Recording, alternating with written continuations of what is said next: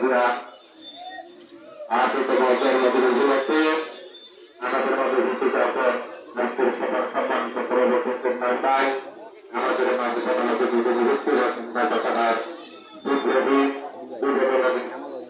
আহ্বায়ক সাবেক জেলা কামাল ভাই এবং ঢাকা বিএনপির সংগ্রামী সাধারণ সম্পাদক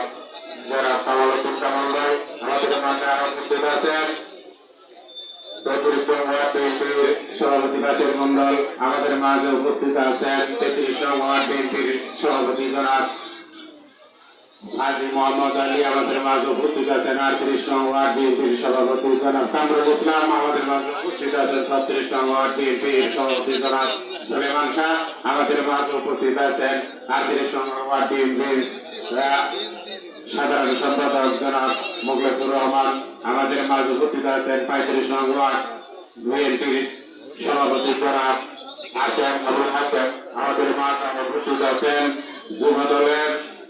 যুবদলের গাছা মেট্রো থানা যুবদলের ভারপ্রাপ্ত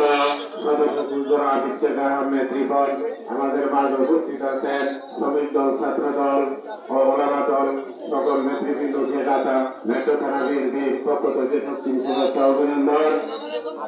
সংগ্রামী নেতৃবৃন্দ ভাই বোনেরা, আমি সংক্ষিপ্ত আকারে দুটি কথা বলবো। বিগত ফেসিস্ট আমলে দেশনেত্রী বেগম খালেদা জিয়ার উপরে যে গুন্ডুলদার দিয়ে তার উপরে যেই জেল জুলুম নির্যাতন চালিয়েছে আমার সামনে মরকুই গ্রুপের নেতারা তারা অবগত আছেন, এখন সকল নেতৃবৃন্দরা অবগত আছেন। আজকে আমরা যে খোলা আকাশের নিচে দেশের মাতা চারবারের সাবেক প্রধানমন্ত্রী দেশনেত্রী বেগম খালেদা জিয়ার আজকে এই জন্মদিন উপলক্ষে সংক্ষিপ্ত আকারে আমাদের দোয়া মাহফিলের আয়োজন করা হয়েছে কেন্দ্রীয়ভাবে। সেই হিসাবে আমরা এলাকার এবং মুরব্বীদেরকে আজ থেকে আমরা দোয়া চাই, আগামীতে যেন বেগম খালেদা জিয়া আমাদের বাংলাদেশের নেতৃত্বের হাল ধরতে পারে এবং আগামীতে যেন সংসদে এসে আমাদের মেহনতি মানুষ এবং